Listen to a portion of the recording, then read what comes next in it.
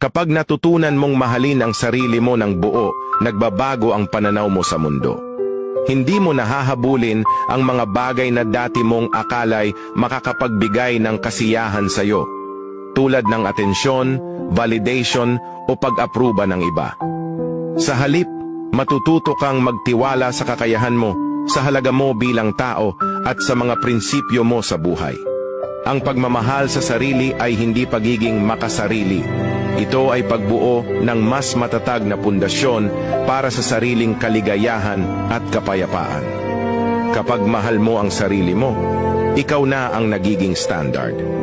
Hindi mo na ikukumpara ang sarili mo sa iba dahil alam mong sapat ka, higit pa sa sapat. Hindi madali ang proseso. Darating ang mga araw na kukwestiyonin mo pa rin ang sarili mo.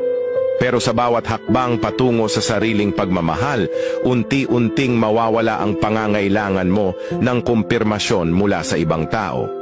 Kasi sa huli, ang pinakamahalagang opinyon ay yung nanggagaling sa'yo. Kaya't simulan mo na. Maging ang sarili mong standard. Mahalin mo ang sarili mo ng totoo, ng walang kondisyon at ng may buong tapang. Dahil sa sandaling gawin mo ito, makikita mo ang halaga mo, hindi sa mata ng iba, kundi sa mismong salamin ng buhay mo.